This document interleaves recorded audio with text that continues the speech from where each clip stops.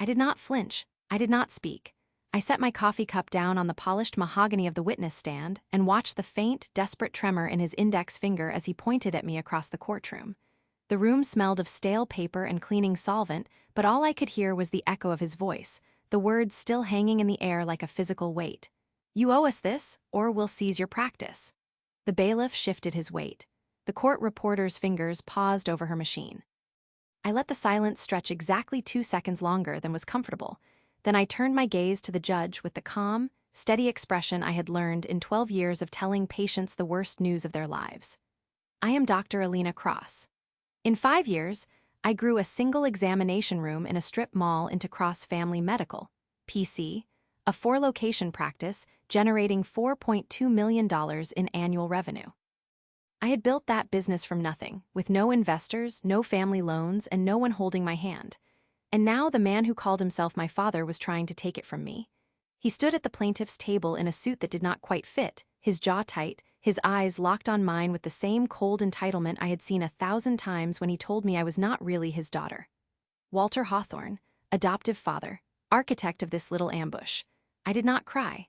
I did not beg. I pressed my palm flat against the wood of the stand and made a mental note of the slight sweat beading on his forehead. He was afraid. He did not think I would fight, but I had been fighting my whole life.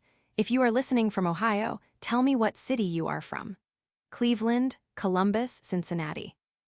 I need to know I am not alone in a room full of people who think love is a debt that must be repaid. Look, I know why you are here. You have been the fixer, the one who makes everything work while everyone else takes the credit. You have sat at a dinner table and watched your family treat you like an afterthought while they wrapped the world around someone else. And you have wondered, in the dark hours, if you were invisible. Hit subscribe now. Leave a comment below telling me what state you are listening from, because this story is not just mine. It is yours, too. Now, let me take you back to how this nightmare started. The truth is, I knew they would come for me long before the subpoena arrived. I had known it 7 years ago, when I sat at the annual Hawthorne family Christmas dinner and watched my mother, Clara, pour a second glass of wine and announce that Bethany had been accepted to a private university that cost $45,000 a year. The room glowed with candlelight and the scent of cinnamon, the tree towering 12 feet in the corner, every ornament placed with the precise hand of a woman who curated perfection. Bethany beamed. I smiled and said, "That is wonderful, Bate."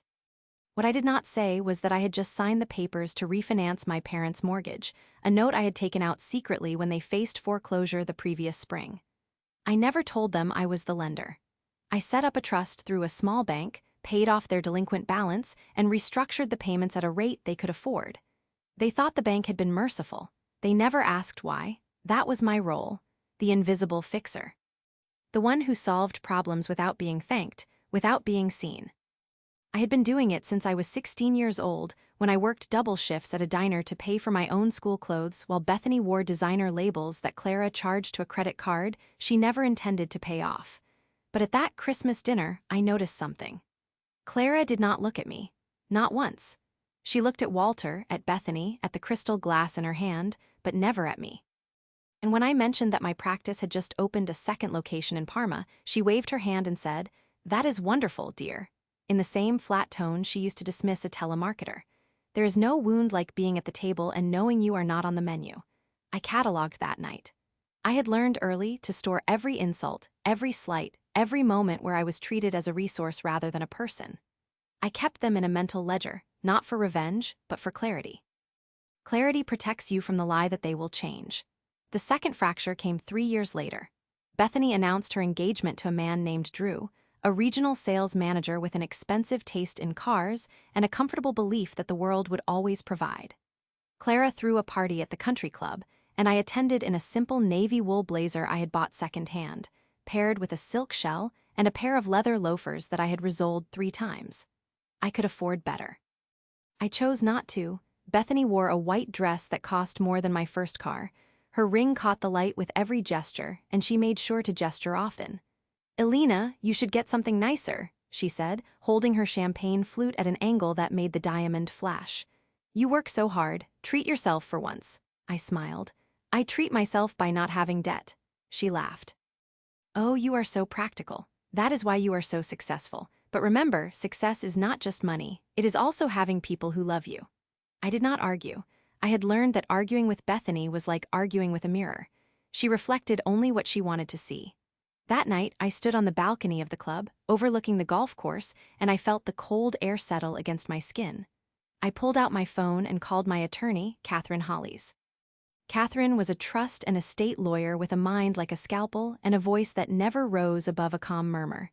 "Catherine," I said, "I need you to update the deed of trust on my practice. I want it recorded this week." "Same structure?" "Yes, full asset vesting in Cross Legacy Holdings, LLC." She paused. "Are you expecting trouble?" I looked back through the glass doors, where my family was laughing, toasting, applauding Bethany as if she had just accomplished something more than being born to the right mother. "I am not expecting," I said. "I am preparing." The third object I planted that night was not a document. It was a tarnished sterling silver locket, given to me by my biological grandmother, Margaret Sterling, a woman I met exactly once when I was 12 years old. She had found me through a private adoption registry, and she had driven 6 hours to see me at a diner outside of Youngstown. She was thin, with silver-white hair and the same dark eyes I saw in the mirror. She placed the locket in my palm and said, "Patience is the armor of the just." Inside was a portrait of me as an infant, a tiny face wrapped in a blanket, held by a woman I did not recognize. My birth mother. I had never shown it to anyone. I kept it in a safe deposit box, along with the adoption documents and a handwritten letter from Margaret that I had read so many times the paper had grown soft as cloth. But that night, after the engagement party, I drove home and took the locket out. I held it in my palm and felt the weight of it, the cold metal, the promise my grandmother had made. She had told me that my biological family had set up a trust for me at birth.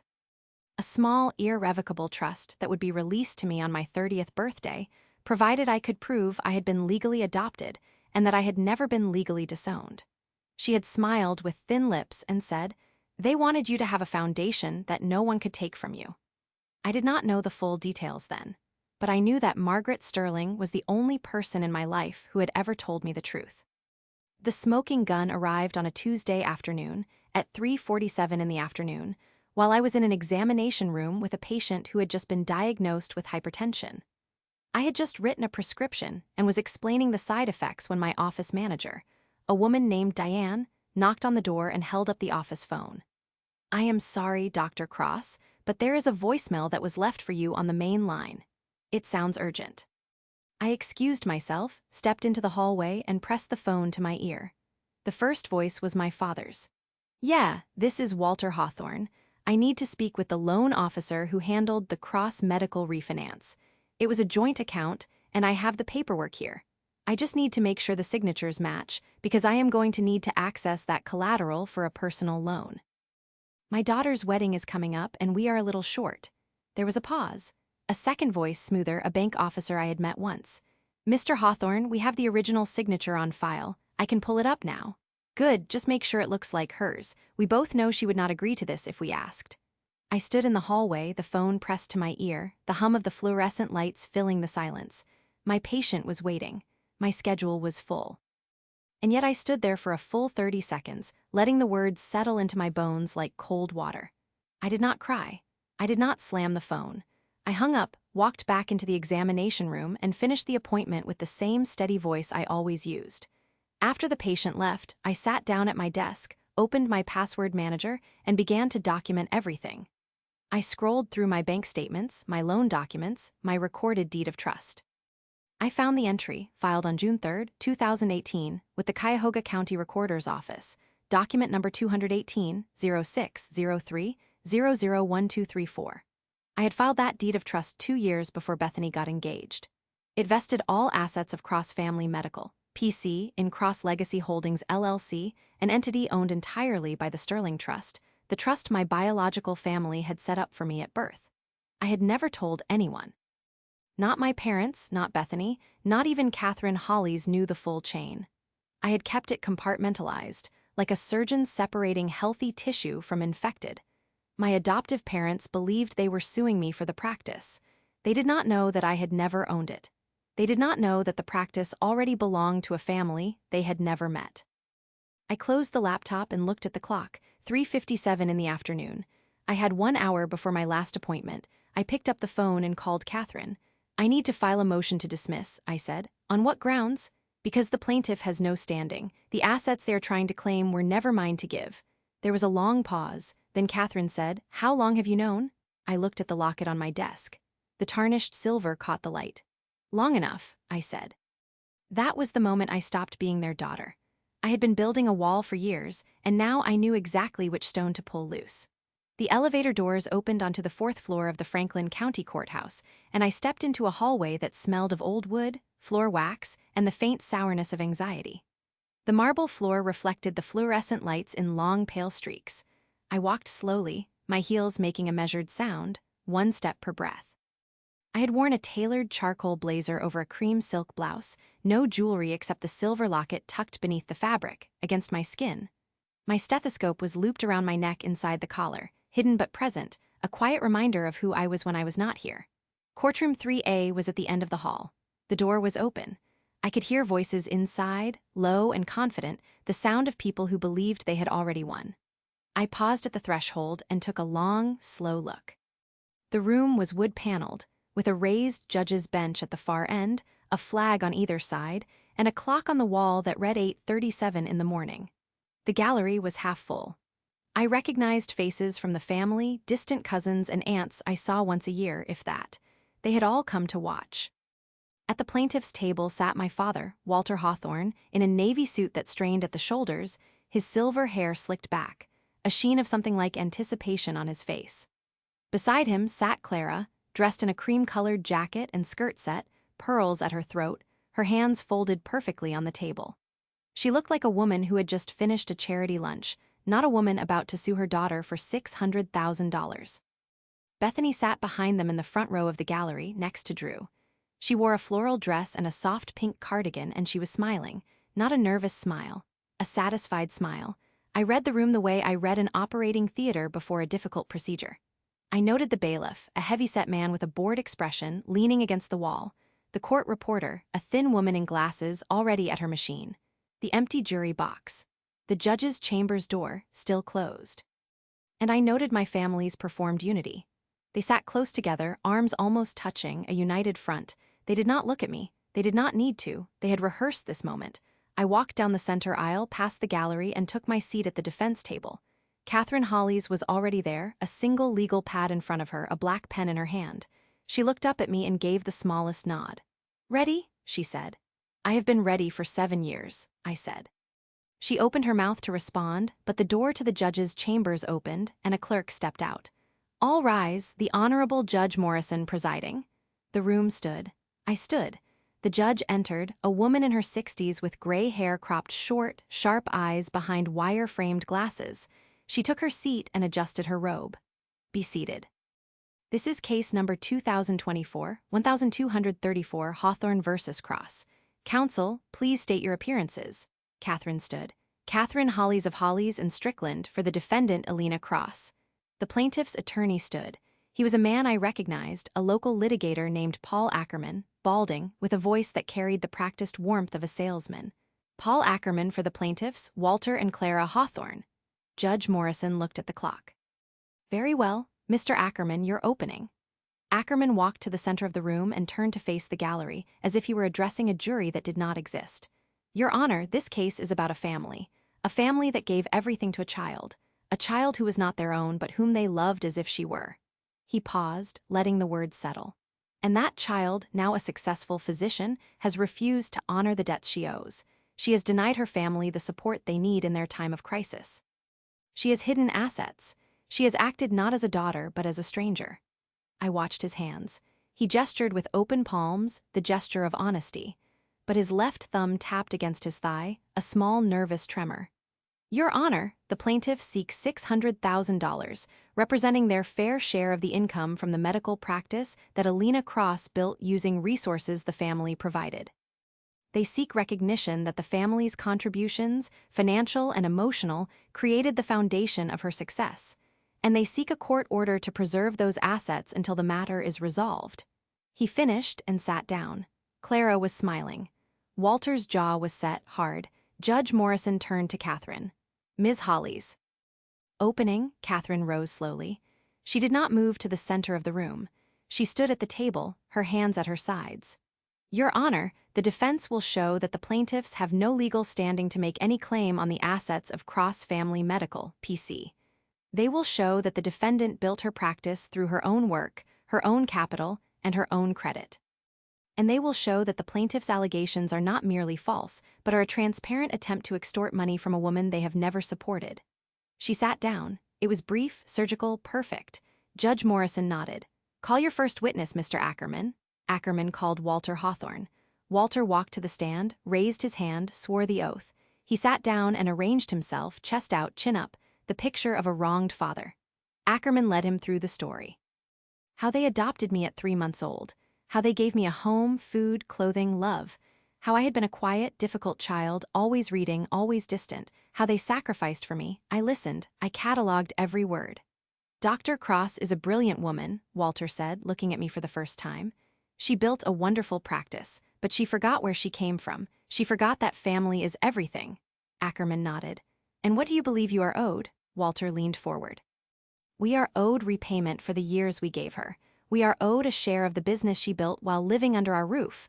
We are owed the $600,000 we need to secure my daughter's future. Ackerman turned to the judge. No further questions, Your Honor. Catherine stood for cross-examination. She asked one question. Mr. Hawthorne, did you ever provide any financial capital to Dr. Cross to start her medical practice? Walter's mouth opened, then closed. We gave her emotional support. That is not what I asked. Did you provide any money, any loan, any investment? No. Did you co-sign any loans for her medical education? No. Did you ever pay her tuition or expenses for medical school? She worked and paid her own way. Catherine nodded. Thank you, Mr. Hawthorne. No further questions. I watched Clara's face. Her smile had dimmed. She was calculating. The next witness was Clara Hawthorne. She took the stand and immediately began crying. Not full tears, but a controlled glisten, a handkerchief pressed to her lips.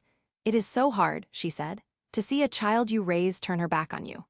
Ackerman guided her through her testimony.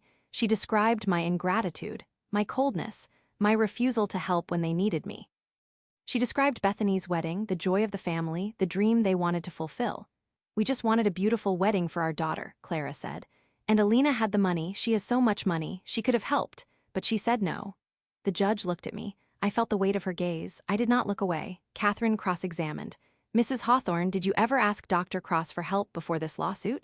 Yes, at Christmas dinner. And what did she say? Clara's eyes narrowed. She said she would have to check her budget. She said she could not afford it. Did she say why? She made excuses. She always makes excuses. Catherine paused. Mrs. Hawthorne, are you aware that Dr. Cross secretly refinanced your mortgage 4 years ago to prevent foreclosure? The room went still. Clara's hand stopped midair, the handkerchief frozen. I do not know what you are talking about. The mortgage on your house held by First Ohio Bank, it was paid off by a trust. That trust was controlled by Dr. Cross. Clara looked at Walter. He looked away. I did not know, Clara whispered. No further questions, Catherine said. The morning wore on, witness after witness. Aunts, uncles, family, friends, they all told the same story. I was cold, ungrateful, withdrawn. I had abandoned the family. I owed them. I sat and listened. I did not react. I watched their faces, their body language. I noted the way Clara's left hand gripped the edge of the table when she was lying, the way Walter cleared his throat before a lie, the way Bethany's eyes darted to her mother before every answer. They had rehearsed, but they had not rehearsed the truth. At 2:11 in the afternoon, Ackerman said, Your Honor, the plaintiff's rest. Judge Morrison looked at Catherine. Ms. Hawley's your case. Catherine stood. Your Honor, the defense calls one witness, Alina Cross. I rose, I walked to the stand, I swore the oath. The room was silent. Ackerman began cross-examination before Catherine could ask a question. Dr. Cross, you claim you built the practice alone, but is it not true that your family provided the emotional stability that allowed you to succeed? I met his eyes. My family provided a roof over my head until I was 18. I paid for everything else myself. I worked 2 jobs in high school. I worked as a waitress through college. I took out loans for medical school, which I paid off in full within 3 years of starting my practice. But they raised you. They gave you a home. They gave me a room. They gave me food. And they gave me a clear understanding that I was not their real daughter. Ackerman's face reddened. That is not true. Is it not? Ask them. Ask Clara how many times she introduced me as the adopted one. Ask Walter how many times he told me I had to earn my place in the family because I was not born into it. Clara started crying. Loudly. Ackerman held up a hand. Dr. Cross, I have here a check, a gift from your father, intended to help with your practice. It was never cashed. Can you explain why? He handed me a copy. I looked at it. A check for $486,000 drawn on Walter's account. The date was 3 years ago. The memo line was blank. I had never seen it. I looked at Walter. He would not meet my eyes. I have never seen this check, I said. I never received it, and I do not believe it was ever intended to be cashed. Ackerman smiled. So you are calling your father a liar? I looked at the check again. $486,000. The exact amount I had paid off in student loans the year before. The exact amount I had been told by a private investigator was the value of the trust my biological family had set up for me at birth. I had no proof, but I knew. I looked at Ackerman. I am saying that this check is a prop.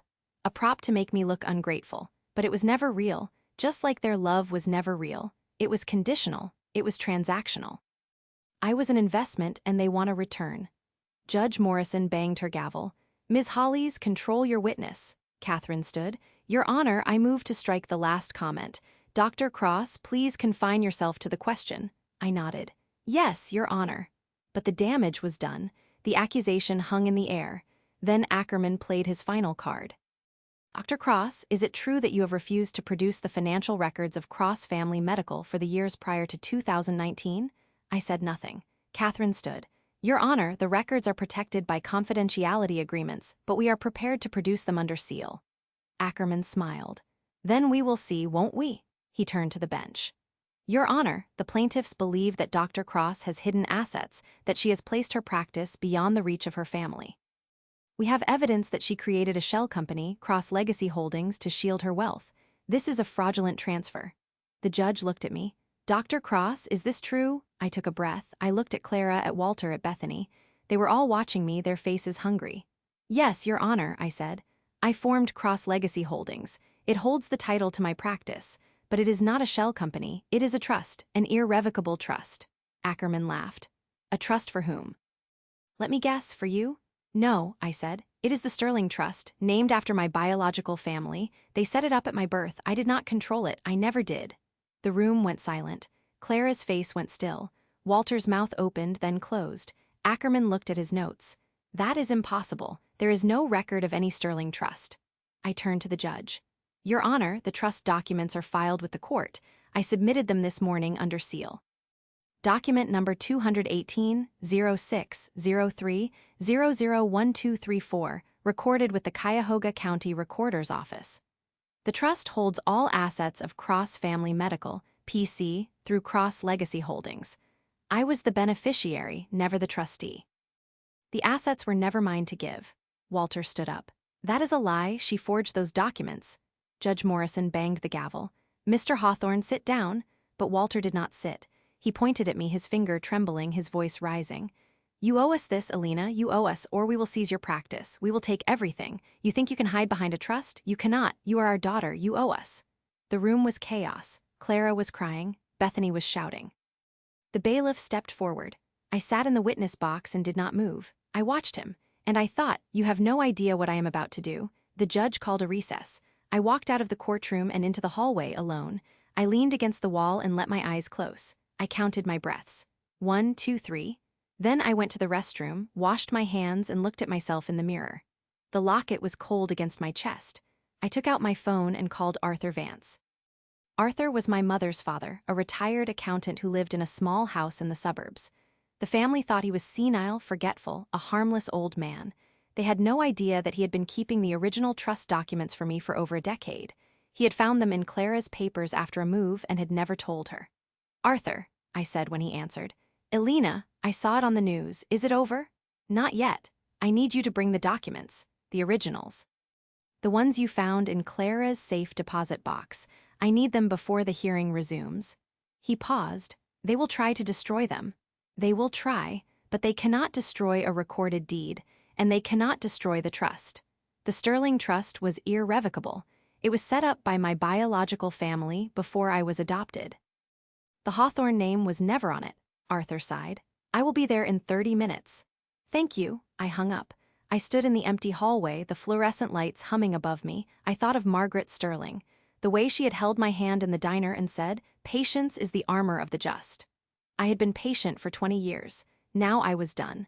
The hearing resumed at 3:45. I walked back into the courtroom and took my seat. Catherine was already there, a stack of documents in front of her. Ackerman was red-faced.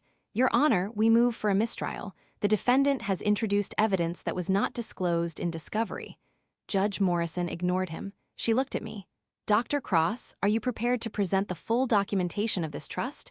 "Yes, Your Honor." I opened my bag and pulled out a folder. Inside was the original deed of trust, the recorded document, the trust instrument, and a letter from Margaret Sterling dated 33 years ago addressed to me, and I pulled out a small envelope. Inside was the tarnished silver locket, the one with my baby picture. I handed it all to the bailiff, who passed it to the judge. "Your Honor," I said, "the trust was established on the day of my birth. It was irrevocable. It named me as beneficiary. It was funded with $486,000, the exact amount on the check my father showed today. He did not give me that check. He found it. It was from my trust. He was trying to use my own money to betray me." The judge read the documents. She looked at the check. She looked at Walter. "Mr. Hawthorne, where did you get this check?" Walter said nothing. Clara said nothing. Bethany started to cry. "Mr. Hawthorne," the judge said, "you will answer." Walter's voice was a whisper. "I found it in her things." "Whose things?" I do not remember." The judge set the check down. "This court will recess until tomorrow morning. I will review the documents. I will issue a ruling. Counsel, be prepared." She stood. The room rose. I walked out of the courtroom, past my family, past their shocked faces, past the cameras that had gathered outside. I did not look back.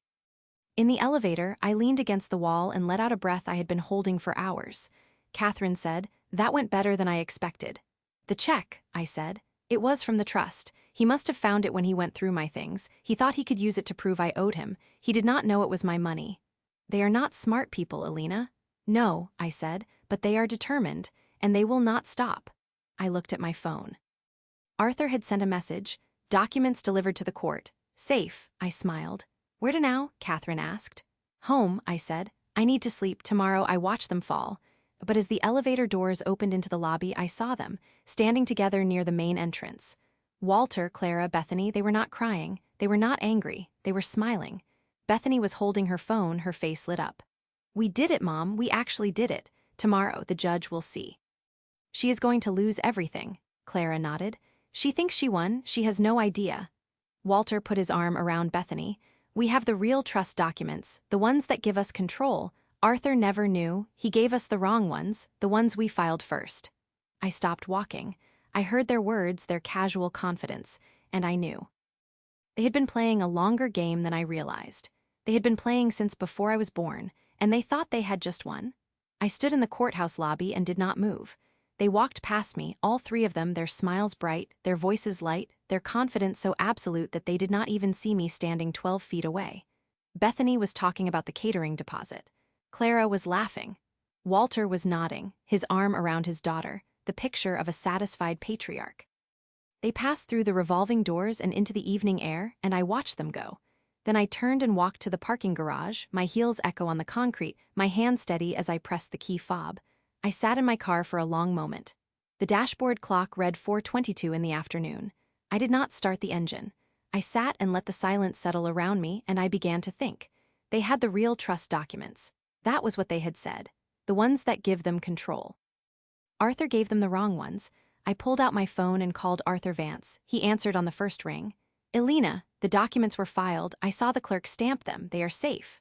"Arthur," I said, my voice quiet, "they said you gave them the wrong documents. They said they have the real ones, the ones that give them control." There was a long pause. I heard his breathing, slow and measured. "They do not have the real ones," he said. "I have the real ones. I have had them for 22 years. I gave you a copy of the recorded deed. The originals are in a safe deposit box at a bank in Columbus. I have never shown them to anyone." "Then, what did they find?" "I do not know, but whatever they think they have, it is not the original trust instrument. I made sure of that. I found Clara's copies years ago and replaced them with duplicates. She never noticed. She never looked closely. She just assumed." I closed my eyes. "You replaced them." I was not going to let them destroy your birthright, Alina. I knew what they were capable of long before you were born. I just did not know how to tell you. The air in the car felt thin. I opened the window and let the cool evening air touch my face. Arthur, what exactly did you replace? The trust instrument. The one Margaret Sterling signed, and the letter from the attorney who set it up. Clara had them in a locked drawer in her office. I found them when I was helping them move. She thought she had lost them. I let her think that. I pressed my free hand to my forehead. And the duplicates? What did you put in their place? Blank pages with the first page of the trust attached. The signature page. But the substantive terms were replaced with a document I drafted myself, a fake trust that gave the Hawthorne family control over the assets. I made sure it looked old, used parchment paper, aged it with coffee.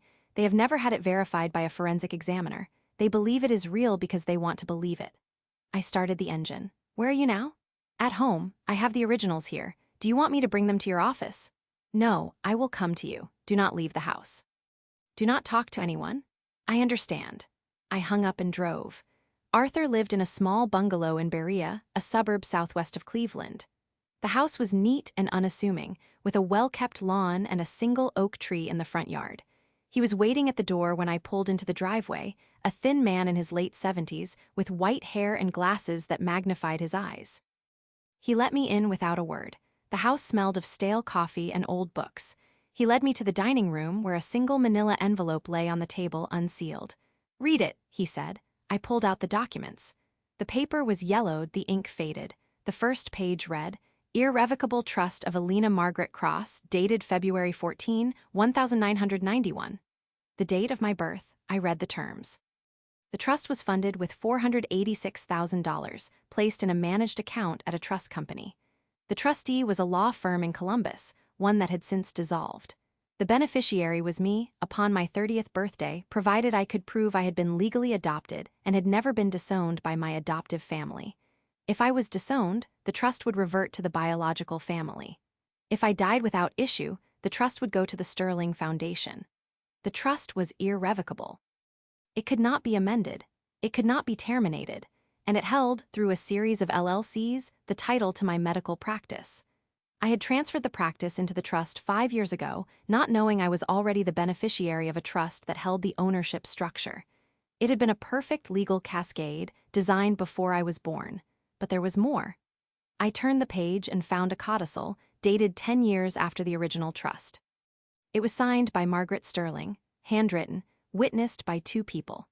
The codicil stated that if the Hawthorne family ever attempted to claim ownership of the trust assets, or if they ever brought a legal action against me for the trust funds, the entire trust would vest immediately and irrevocably in my sole name. The Hawthorne family would be forever barred from any claim. My hand trembled. Arthur, did you know about this?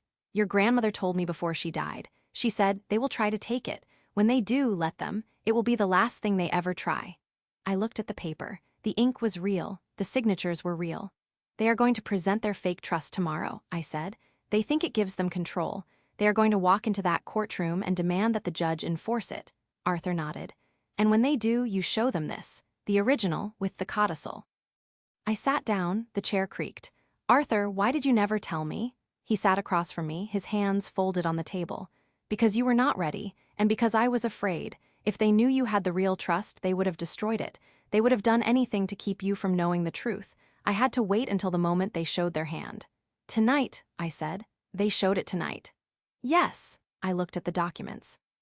I thought of Margaret Sterling, the woman I had met once who had given me a locket and a promise. She had known. I drove to Catherine's office at 7 that evening. The building was quiet, the hallways empty. She was waiting in her conference room, a pot of coffee on the table, her phone in her hand. She looked up when I walked in. You look like you have seen a ghost. I found something. I placed the original trust documents on the table. These are the real ones, the ones Arthur kept. The ones my grandmother had drafted before she died. Catherine put on her glasses and began to read. Her face did not change as she turned the pages. She read the codicil twice. Then she looked up. Alina, this is a legal masterpiece. Your grandmother was not a sentimental woman. She was a strategist. She told me to be patient. She was right. Catherine sat back. Tomorrow, the Hawthorns will present their fake trust. They will claim it gives them control of the practice. Judge Morrison will examine it. She will see that it contradicts the recorded deed of trust, and she will ask for verification. Then I present the original. Exactly. And I will have a forensic document examiner ready to certify that the Hawthorne's version is a forgery on the spot. They will have committed perjury, fraud on the court, and attempted theft by deception. The judge will dismiss the case with prejudice and refer the matter for criminal investigation. I looked at the locket around my neck. I want to be there when they realize. Catherine smiled. You will be. That night, I did not sleep. I sat in my apartment, the locket in my hand, and I thought about the years of silence. The Christmas dinners where I was an afterthought. The birthday calls that lasted 3 minutes. The way Clara said our daughter when she needed something and the adopted one when she did not. I thought about the $486,000, the exact amount of the check Walter had waived in court. He had found it in my things, yes, but it was not a gift. It was a statement. He had been holding that check for years, waiting for a moment to use it. But he did not know where it came from. He thought it was a loan he had given me. He thought I had forgotten to cash it. He had no idea that it was a distribution from my own trust, sent to me by the trustee, a check I had never cashed because I had not yet turned 30. The numbers aligned. They had always aligned. I opened my laptop and began to document everything. I created a folder on my encrypted drive, Sterling Proof.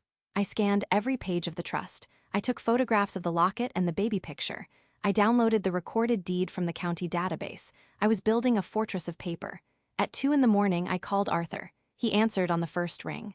I want you to be in the courtroom tomorrow, I said. I was planning on it. I want you to sit in the front row. I want them to see you. Elena, they will be angry. Let them be angry. They have been angry at me for 33 years. Tomorrow, they will have a reason. He paused. Are you ready? I looked at the locket. I have been ready since I was 12 years old. I arrived at the courthouse at 7:53 in the morning. The sky was gray, the air cold. I wore the same charcoal blazer, the same cream silk blouse. The locket was visible now, resting over the silk, a small silver oval against my chest. The hallway was busier than the day before. Reporters, photographers, a small crowd of onlookers. I walked past them without looking up. Courtroom 3A was already half full. The Hawthornes were seated at the plaintiff's table, and they were glowing. Bethany wore a powder blue dress and a string of pearls. Clara wore a mauve jacket and matching skirt, her hair perfectly curled. Walter had a fresh haircut and a new tie. They looked like they had already won. I took my seat at the defense table. Catherine sat beside me, a single folder in front of her. Inside that folder was the original trust. Judge Morrison entered promptly at 8 o'clock. The room rose and sat. Good morning. I have reviewed the documents submitted by both parties. Mr. Ackerman, you have submitted a trust instrument that you claim gives the Hawthorne family control over the assets of Cross Legacy Holdings, and by extension, Cross Family Medical PC. Is that correct? Ackerman stood. Yes, Your Honor. The trust instrument was executed by Margaret Sterling, the biological grandmother of the defendant, and it clearly designates the Hawthorne family as trustees and beneficiaries. Judge Morrison looked at the document on her desk. Ms. Hollies, you have submitted a recorded deed of trust that appears to contradict this instrument, and you have submitted a second trust instrument, also signed by Margaret Sterling, which appears to be an amended version. Which one is operative? Catherine stood. Your Honor, the trust instrument submitted by the plaintiffs is a forgery. The original trust, the one that has been recorded and is legally operative, is the one I have submitted, along with the recorded deed. Ackerman laughed. Your Honor, that is a desperate accusation. The plaintiffs have the original trust instrument, signed and notarized. Judge Morrison held up her hand. I will hear arguments, but first I want to see both documents side by side. Bailiff, bring the exhibits. The bailiff carried 2 documents to the bench. Judge Morrison put on her glasses and read them both. The room was silent. After 3 minutes, she set them down. Mr. Ackerman, your client's trust instrument appears to be on parchment that shows signs of artificial aging. The ink is consistent with modern ballpoint, not the fountain pen used on the original. Additionally, the signature of Margaret Sterling on your document is a poor photocopy of the original signature, pasted onto a fabricated document. Ackerman's face went pale. Your Honor, that is, I am not finished. The codicil in the original trust instrument explicitly states that any legal action brought by the Hawthorne family to claim ownership of the trust assets shall result in the immediate vesting of all assets in the sole name of Elena Cross. If your client's document were genuine, they would not be here. they would have no standing. Walter stood up. That is a lie. That codicil was added later. It is a forgery. Judge Morrison banged her gavel. Mr. Hawthorne, sit down and remain silent, or I will hold you in contempt. Clara grabbed Walter's arm. He sat, his face red. Judge Morrison looked at Catherine. Ms. Hollies, do you have a forensic document examiner prepared to testify? Yes, Your Honor, he is in the hallway. Bring him in. The examiner was a man named Richard Cross, no relation to me, a quiet man with spectacles and a calm voice. He spent 20 minutes examining both documents under a magnifying lamp the bailiff brought to the witness stand. When he finished, he said, Your Honor, the document submitted by the plaintiffs is a forgery. The parchment has been artificially aged using a solution of tea and coffee. The ink is consistent with a common ballpoint pen manufactured after 2005. The signature of Margaret Sterling is a photocopy, cut and pasted from another document. Ackerman slumped into his chair. And the document submitted by the defendant? The judge asked. That is an original. The ink is consistent with a fountain pen from the early 1990s. The parchment is naturally aged. The signatures are genuine. The codicil was added in the same handwriting and ink as the original body, consistent with a single session. Judge Morrison nodded. Thank you, Mr. Cross, she turned to Ackerman. Mr. Ackerman, your client has presented a forged document to this court. They have attempted to commit fraud. They have wasted the court's time and the defendant's resources. I am dismissing this case with prejudice. I am ordering the plaintiffs to pay the defendant's legal fees and all court costs, and I am referring this matter to the Cuyahoga County District Attorney's Office for investigation of perjury, fraud, and attempted theft. Clara began to cry. Bethany was white. Walter was frozen. Judge Morrison looked at me. Dr. Cross, you are free to go. Your practice is yours entirely and without encumbrance.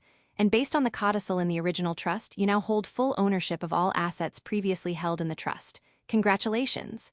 I stood. I did not look at them. I did not need to. In the hallway, the reporters swarmed. I walked past them, through the doors, into the cool air. Arthur was waiting by my car. Held out his hand. Your grandmother would be proud. I took his hand. Thank you, Arthur, for everything. He smiled. You were patient. Patience is the armor of the just. I got in my car and drove away, leaving the courthouse behind. But as I drove, I checked my phone, a text from Catherine. They tried to appeal. The judge denied it. And the DA is already issuing subpoenas for the Hawthorne's financial records. I smiled. They had played a long game, but my grandmother had played a longer one. The call came at 7:32 in the morning, 3 days after the judge dismissed their case.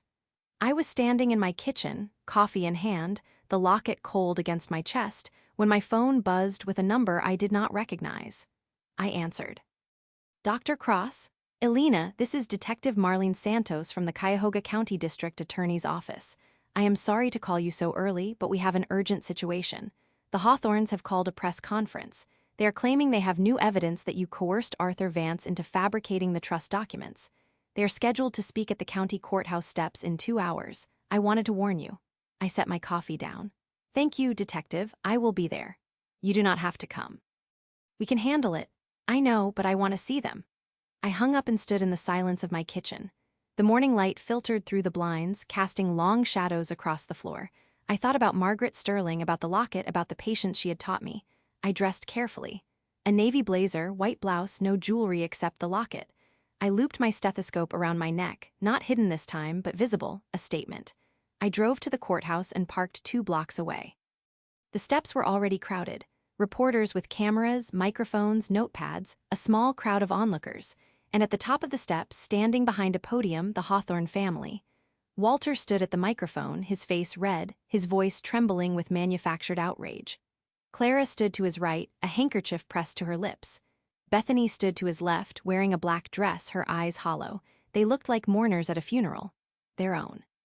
Ladies and gentlemen, Walter said, his voice cracking, I stand here today to tell you the truth. My daughter, Elena Cross, has manipulated the legal system. She has used her wealth and influence to fabricate documents. She has stolen from her own family. And she has destroyed the reputation of a loving family who only wanted to give her a better life. The reporters shouted questions. Walter held up his hand. We have evidence. We have proof that the trust documents were altered. We have a witness who will testify that Arthur Vance was paid to create a false trust. We will not rest until justice is served. I watched from the edge of the crowd. I did not move. I waited. Then I heard a voice behind me. Elena. I turned. Arthur Vance stood there, his face pale, a manila envelope in his hand. I have something you need to see, he said. He handed me the envelope. Inside was a single sheet of paper, a handwritten letter from Margaret Sterling, dated 3 months before she died. It read, "To my granddaughter Elena, if you are reading this, know that I have already set the trap.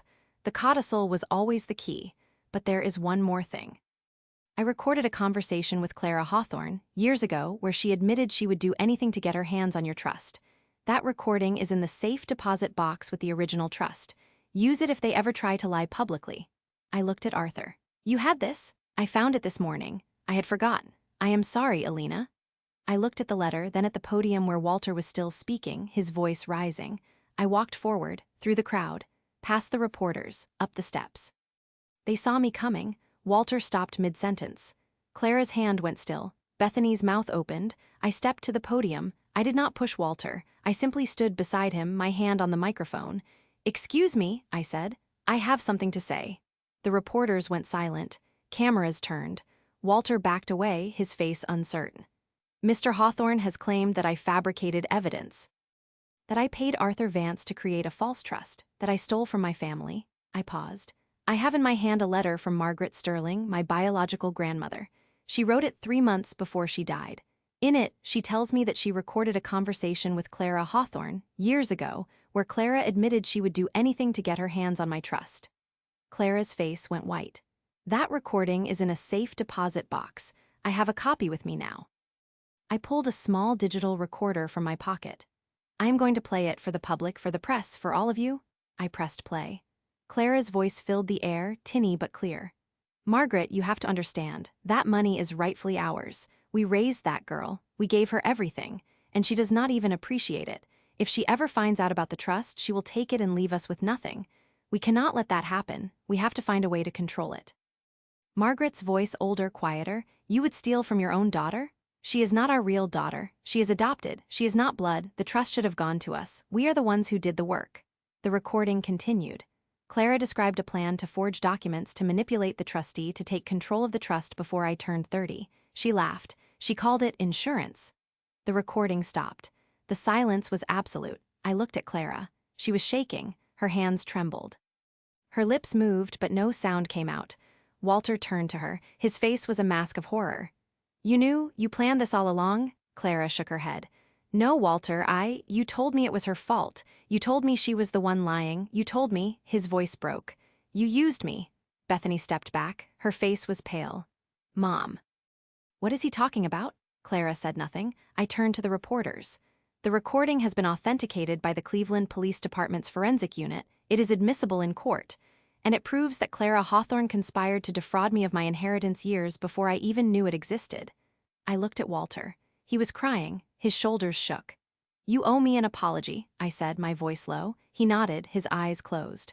"I am sorry. I am so sorry. But I am not the one you need to apologize to." I turned to Arthur, who was standing at the bottom of the steps. I walked down and handed him the envelope. "It is over," I said. He took it. "Is it?" I looked back at the podium. Clara was surrounded by reporters. Bethany was shouting at her mother. Walter was sitting on the steps, his head in his hands. "Yes," I said. "It is." The fallout was swift. Within 24 hours, Clara Hawthorne was arrested for fraud, conspiracy, and attempted theft. The DA charged her with multiple felonies. Walter was not charged, but his reputation was destroyed. Bethany's wedding was canceled. The family's assets were frozen pending an investigation. I did not attend the hearing. I did not need to. I sat in my new office, the glass-walled boardroom of Cross Legacy Holdings, overlooking the Cleveland skyline at sunset. The room was warm, the light golden. I had a single object on the table in front of me, my stethoscope. I picked it up. The metal was cool, familiar, the symbol of everything I had built, everything they had tried to take. I hung it on the wall on a small brass hook I had installed the day before. It would stay there, a reminder. A month later, I sat in the same boardroom, a glass of water in my hand, the city lights flickering below. Arthur sat across from me. Catherine sat beside him. "I have been thinking," I said. Arthur looked up. "About what?" "About what I learned, about what I want other people to know." Catherine smiled. "You want to write it down?" "Yes." I picked up a pen and a piece of paper. I wrote 5 lines. First, your family can love you and still steal from you. I thought about Clara. She had loved me in her way. She had fed me, clothed me, taken me to the doctor. She had also plotted to take everything I had built. Both things were true. Love does not protect you from harm. It only makes the harm harder to see. Second, legally protecting yourself is not an act of aggression. For years, I had felt guilty about creating cross-legacy holdings. I had felt like I was hiding, like I was being unfair. But the trust was not a weapon. It was a wall, and walls are not aggressive. They are necessary. Third, the people who raised you may not be your people. This was the hardest truth. I had spent decades trying to earn the love of people who never saw me as their own. I had twisted myself into shapes they could accept, and it had never been enough. The people who raised me did not choose me. The people who chose me were the ones I never knew. Fourth, silence is not complicity, it is preparation. I had stayed silent for years. I had let them believe I was weak, that I did not see, that I did not know. That silence was not weakness. It was gathering. It was waiting. It was the patience Margaret had taught me. Fifth, a recorded deed is worth more than a spoken promise. Words are cheap. Love is cheap. Promises are cheap. But a document, signed, recorded, witnessed, notarized, that is real. That is permanent. That is the difference between a wish and a fact. I set the pen down. Catherine read the list, then she looked at me. You are going to share this. Someone needs to hear it. I want you to know something. If you are listening to this and you have been the fixer, the invisible one, the one who holds everything together while being treated like nothing, you are not alone. And you are not powerless. You have the right to protect yourself. You have the right to build walls. You have the right to walk away. Patience is the armor of the just, but patience is not passivity. It is the quiet work of preparing for the moment when the truth can no longer be denied. I walked out of that courtroom with nothing but a locket and a stethoscope. And by Monday, I had everything. Keep your boundaries strong. Guard your peace, and I will see you in the next.